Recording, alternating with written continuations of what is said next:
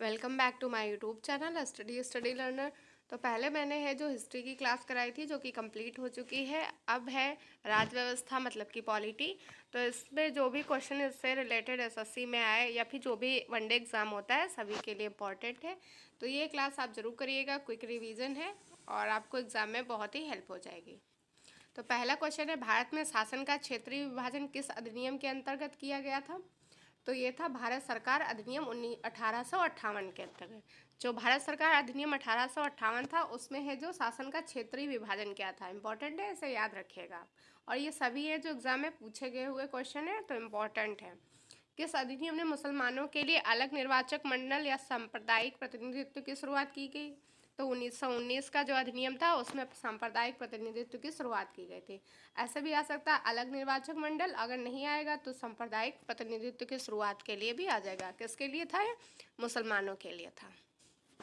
Next है, द्वैत शासन ब्रिटिश भारत के प्रांतों के लिए भारत सरकार अधिनियम द्वारा पेश किया गया था। तो कौन सा अधिनियम था? 1919 का अधिनियम था। इसके द्वारा जो द्वैत शासन था उसमें भारत के प्रांतों के लिए भारत सरकार अधिनियम 1919 के द्वारा इसको पेश किया गया था। नेक्स्ट है, भारत सरकार अधिनियम 1919 द्वारा ब्रिटिश शासन के अंतर्गत भारत में सर्वप्रथम द्विसदनीय विधायिका की परिकल्पना की गई, जिसमें राज्य परिषद का कार्यकाल कितने वर्ष निर्धारित किया गया था? तो 5 साल निर्धारित किया गया था। कब? कौन सा अधिनियम था? तो भारत सरकार अधिनियम 1919 के द्वारा। और द्विसदनीय विधायिका थी, उसकी परिकल्पना की गई थी और उसका कार्यकाल है जो राज्य परिषद का 5 साल निर्धारित किया गया था। फिर एक, केंद्र में द्वैत शासन की व्यवस्था किस अधिनियम द्वारा लागू की गई? तो केंद्र में है जो 1935। और जो प्रांत में पूछता है तो कौन सा हो जाता है? तो हो जाएगा, प्रांत का पूछता है तो 1919 हो जाएगा और केंद्र पूछता है तो हो जाएगा 1935। ऐसे याद रखिएगा, केंद्र आ जाएगा तो 1935 और प्रांत हो जाएगा तो 1919। भारत में संविधान में आपातकालीन प्रावधानों को कहाँ से लिया गया है? तो भारत सरकार अधिनियम 1935 के द्वारा लिया गया है। भारत में ब्रिटिश शासन के दौरान किस अधिनियम ने प्रांतीय स्वायत्तता की शुरुआत की थी? तो भारत सरकार अधिनियम 1935 के द्वारा स्टार्ट किया गया था, प्रोविंशियल ऑटोनॉमी। भारतीय संविधान के निर्माण में किस अधिनियम ने सबसे गहरा प्रभाव डाला? तो ये हो जाएगा भारत अधिनियम 1935। नेक्स्ट क्वेश्चन है, किसने भारत सरकार अधिनियम 1935 को गुलामी के एक नए बंधन पत्र के रूप में वर्णित किया था? तो ये थे पंडित जवाहरलाल नेहरू ने। फिर भारत सरकार अधिनियम 1935 किस पर आधारित था? तो ये जो साइमन कमीशन पर आधारित था और ये 7 बार रिपीटेड क्वेश्चन है, इंपॉर्टेंट है, इसे याद रखिएगा। तो ये जो भारत सरकार अधिनियम था किस पर आधारित था? साइमन कमीशन पे। साइमन कमीशन कब आया था? 1928 में आया था। गठन इसका 1927 में हुआ था, याद रखिएगा। समूचे ब्रिटिश भारत के प्रांतीय विधानमंडलों और मंत्रालयों के चुनाव किस वर्ष हुए थे? तो ये चुनाव हुए थे 1937 में। भारतीय संविधान को लिखने वाली संविधान सभा में कितने सदस्य थे? तो सदस्य 299। भारत के संविधान सभा की स्थापना वर्ष कब की गई? तो 1946 में स्थापना की गई थी। भारत के संविधान सभा के गठन का आधार क्या था? तो गठन का आधार था कैबिनेट मिशन योजना। कब की थी ये? 1946 की थी कैबिनेट मिशन योजना। उसी के आधार पर है जो भारत संविधान का गठन किया गया था। संविधान निर्माण के लिए चुनी गई संविधान सभा ने अपनी पहली बैठक कब आयोजित की थी? तो अपनी पहली बैठक है 9 दिसंबर 1946 को की थी। इंपॉर्टेंट है, ये डेट अक्सर पूछी जाती है। भारतीय संविधान के निर्माण में कितना समय लगा था बनाने में? तो 2 साल 11 माह 17 दिन लगे थे। ये भी रिपीटेड क्वेश्चन है, टीसीएस एग्जाम में पूछा गया है। संविधान सभा ने भारत के संविधान को कब अपनाया था? तो 26 नवंबर 1949 को अपनाया था। संविधान दिवस कब मनाते हैं? तो 26 नवंबर को संविधान दिवस मनाते हैं, ये भी याद रखिएगा। अपनाया कब? 26 नवंबर 1949 को। नेक्स्ट है, संविधान सभा ने अपना अंतिम सत्र किस दिन आयोजित किया था? तो अंतिम सत्र है जो 24 जनवरी 1950 को आयोजित किया था। नेक्स्ट है, भारत ने कब भारत के संविधान को अपनाने के उपलक्ष्य में संविधान दिवस के रूप में मनाया? अभी बताया था मैंने, 26 नवंबर को मनाया था। भारतीय संविधान की प्रारूप समिति में कितने सदस्य थे? 7 सदस्य थे और एक अध्यक्ष। तो टोटल 7 थे, एक अध्यक्ष थे, 6 अन्य सदस्य थे, तो कितने हो जाएंगे? 7। और अध्यक्ष कौन था? तो अध्यक्ष इसके भीमराव अम्बेडकर थे, ये याद रखिएगा। संविधान सभा में उद्देश्य प्रस्ताव को किसके द्वारा पेश किया गया था? तो जो उद्देश्य प्रस्ताव था उसको जवाहरलाल नेहरू ने पेश किया था।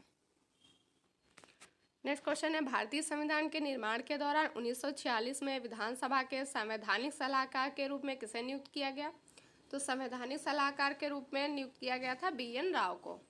फिर है भारतीय संविधान का निर्माता भीमराव अम्बेडकर को कहते हैं। भारतीय संविधान की प्रारूप समिति के अध्यक्ष ये भी भीमराव अम्बेडकर थे और इस समिति में 7 सदस्य थे टोटल, 1 अध्यक्ष और 6 अन्य सदस्य थे।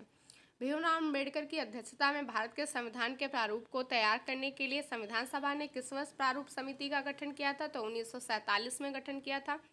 संविधान निर्माण के लिए संविधान सभा द्वारा कितनी समितियों का गठन किया गया? तो टोटल हैं जो 13 समितियां बनाई गई थी। किस लिए? तो संविधान का निर्माण करने के लिए। इंपॉर्टेंट है, ऐसा याद रखिएगा। महिलाएं कितनी थी संविधान सभा में जो प्रतिनिधि थी? वो 15 थी। भारत का संविधान किसके द्वारा बनाया गया? तो संविधान सभा के द्वारा संविधान का निर्माण किया गया था। भारत के संविधान सभा के अध्यक्ष के रूप में सच्चिदानंद सिन्हा की जगह किसने ली? तो अगर पूछता है तो ये डॉक्टर राजेंद्र प्रसाद हो जाएंगे। सच्चिदानंद सिन्हा हैं जो अस्थायी अध्यक्ष थे, और स्थायी अध्यक्ष कौन हो जाएंगे? डॉक्टर राजेंद्र प्रसाद हो जाएंगे। नेक्स्ट है, किसको 1946 में संविधान सभा के स्थायी सदस्य के रूप में चुना गया था? तो डॉक्टर राजेंद्र प्रसाद को। उस रियासत के प्रतिनिधि का नाम बताइए जिन्होंने संविधान सभा में भाग नहीं लिया था। तो वो था हैदराबाद। हैदराबाद के जो प्रतिनिधि थे उन्होंने संविधान सभा में भाग नहीं लिया। 1935 में सर्वप्रथम संविधान सभा का सुझाव किसने दिया? तो एम.एन. रॉय ने सुझाव दिया था। इंपॉर्टेंट है, सर्वप्रथम दिया था एम.एन. रॉय ने। नेक्स्ट है, किसने जुलाई 1946 में स्थापित संविधान सभा का सदस्य नहीं थे?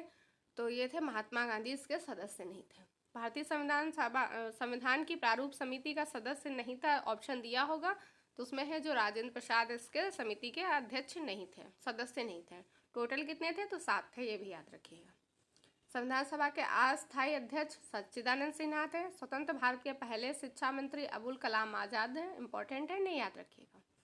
नेक्स्ट है, किसे 1946 की अंतरिम सरकार में रक्षा मंत्री के रूप में नियुक्त किया गया था? तो 1946 में रक्षा मंत्री के रूप में है जो बलदेव सिंह को नियुक्त किया गया था। 1946 की जो अंतरिम सरकार में गृह, सूचना और प्रसारण मंत्री कौन थे? तो ये थे सरदार वल्लभ भाई पटेल। नेक्स्ट है, भारत की अंतरिम सरकार 1946 के संदर्भ में किसके पास वित्त विभाग था? तो लियाकत अली खान थे, इनके पास था वित्त विभाग। 1950 में भारत के संविधान में लागू होने के बाद संविधान सभा का अस्तित्व समाप्त हो गया, जिसने 1952 तक खुद को बदल दिया था। किसमें? तो भारत की अस्थायी संसद के रूप में। नेक्स्ट है, भारत के संविधान में व्यापार की स्वतंत्रता की अवधारणा को किस देश के संविधान से लिया गया है? तो व्यापार की स्वतंत्रता है जो ऑस्ट्रेलिया से लिया गया है। इंपॉर्टेंट है, इसे याद रखिएगा। भारत में समवर्ती सूची ये भी है जो ऑस्ट्रेलिया से लिया गया। तो ऑस्ट्रेलिया से व्यापार की स्वतंत्रता और समवर्ती सूची दोनों लिया गया है। भारतीय संविधान के अनुच्छेद 14 में प्रयुक्त वाक्यांश कानून के समक्ष समता किससे लिया गया है? तो कानून के समक्ष समता है जो ये ब्रिटेन से लिया गया है। संविधान की अवधारणा सबसे पहले कहाँ उत्पन्न हुई थी? तो ये ब्रिटेन में उत्पन्न हुई थी। नेक्स्ट क्वेश्चन है, संघवाद एक प्रकार की सरकार है जिसमें एक केंद्रीय प्राधिकरण और देश की विभिन्न संवैधानिक इकाइयों के बीच शक्तियाँ रहती हैं। तो क्या रहती, कैसे रहती हैं? विभाजित होती हैं और बटी हुई रहती हैं।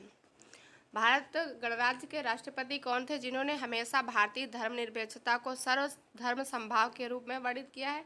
तो थे डॉक्टर एस राधाकृष्णन।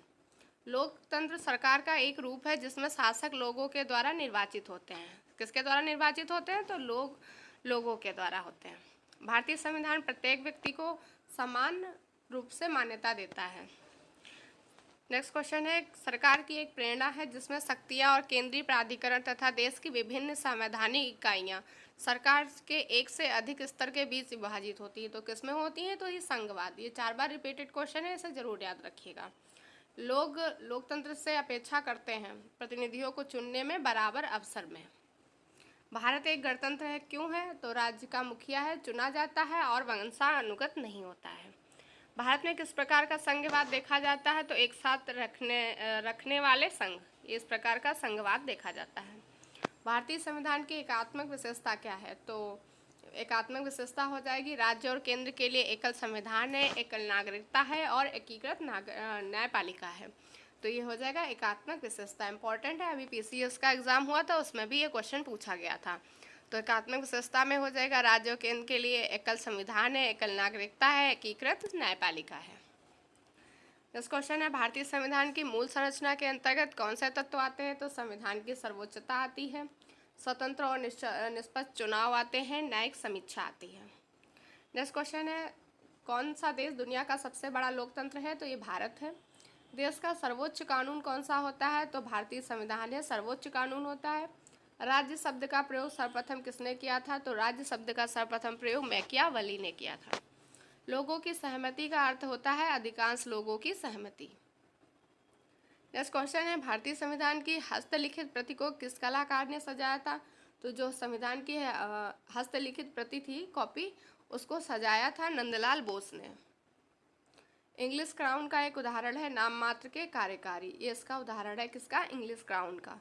लोकतंत्र के दो रूप होते हैं, एक होता है संसदीय, एक होता है अध्यक्षीय। भारतीय संविधान के अधिकार का स्रोत क्या है? तो भारत के लोग हैं इसका स्रोत है। नेक्स्ट क्वेश्चन है, प्रत्यक्ष लोकतंत्र सरकार की एक प्रणाली जिसमें लोग हैं देश के किस में सीधे भाग लेते हैं? तो नीति निर्माण और प्रशासन में सीधे भाग लेते हैं। नेक्स्ट है, भारतीय संविधान की विशेषता क्या नहीं? ऑप्शन दिए होंगे तो उसमें विशेषता जो नहीं हो जाएगी वो होगा सरकार का अध्यक्षीय रूप। तो ये हो जाएगा संविधान सभा की विशेषता नहीं है। भारतीय संविधान है कैसा है? तो अर्धसंघीय है, क्वासी फेडरल है। कैसा है भारतीय संविधान? अर्धसंघीय या फिर क्वासी फेडरल कहेंगे। स्वतंत्र भारत में पहले वित्त मंत्री कौन थे? तो R.K. षणमुखम शेट्टी थे। इंपॉर्टेंट है बहुत, इसे याद रखिएगा। तो ये स्वतंत्र भारत के पहले वित्त मंत्री थे R.K. षणमुखम शेट्टी। यहाँ पे शेट्टी कर लीजिएगा। सरकारों के एकात्मक और संघीय रूप में वर्गीकरण का मूलभूत आधार क्या है? तो केंद्र और राज्यों के बीच संबंध, ये इसका मूलभूत आधार है।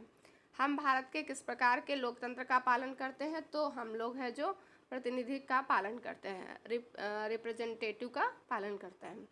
एक राज्य के बिना मौजूद नहीं रह सकता, किसी तरह की सरकार है जो नहीं मौजूद रह सकती है। लोकप्रिय संप्रभुता क्या है? लोगों की संप्रभुता को लोकप्रिय संप्रभुता कहते हैं।